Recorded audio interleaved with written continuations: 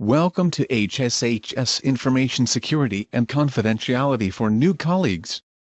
Once upon a time, there was a famous professional baseball player who was seriously injured during a regular season game. It just so happened the game was near an HSHS facility. Local fans and sports enthusiasts were devastated that the injury could cost the player the season, and were hopeful it wasn't a career-ending injury. The team's trainers stabilized the injury, loaded him in an ambulance, and rushed him to the local hospital. In this video, and throughout your course of employment here at HSHS, you'll learn specific terms such as HIPAA, the Healthcare Information Privacy and Accountability Act, information security, patient privacy, and confidentiality. Back to our story. When the famous baseball player arrives at the HSHS hospital, colleagues Sally, Buster, and Mona are caring for other patients in the emergency room, and not assigned to the player's patient care team. Since the beginning of the baseball season, all three colleagues have been keeping track of the baseball team's scores, and have even attended a few games on their days off. Like the fans at the stadium, Sally, Buster, and Mona were worried about the condition of the player, and the possible impact the injury may have upon their fantasy league baseball team.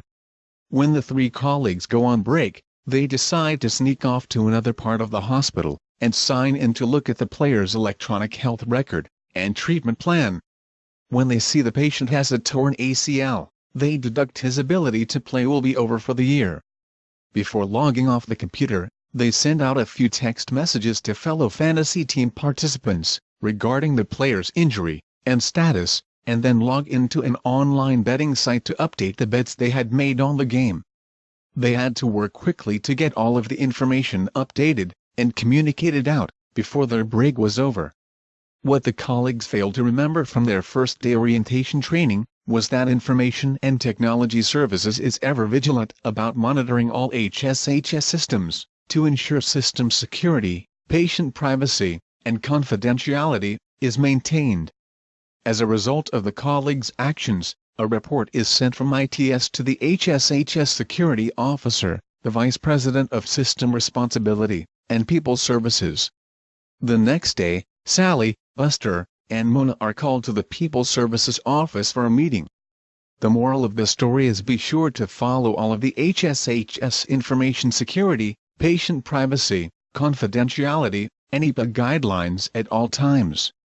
Wait. While that might be the end of the story with Sally, Buster, and Mona, it's not the end of what you need to know about information security, patient privacy, or confidentiality. See, there are some important key points for you to remember as you begin your HSHS journey. The first point is to remember to always lock your computer screen using the Windows key and the L key every single time you walk away from the computer. Number 2. Wear your ID badge at all times. Number 3. Never share your login information or passwords with anyone. Number 4. Do not open any files or click any links from an unknown sender, or that may look suspicious or untrustworthy. And number 5. Report all security incidents immediately.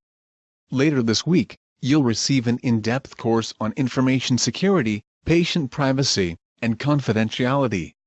At the end of the course, you'll be able to describe the steps necessary to keep your computer and mobile device secure, list the requirements for keeping information secure and protected, explain the components of a proper HSHS password, list the people with whom you should report a security incident, and explain the steps you should take if you suspect an email to be a phishing email.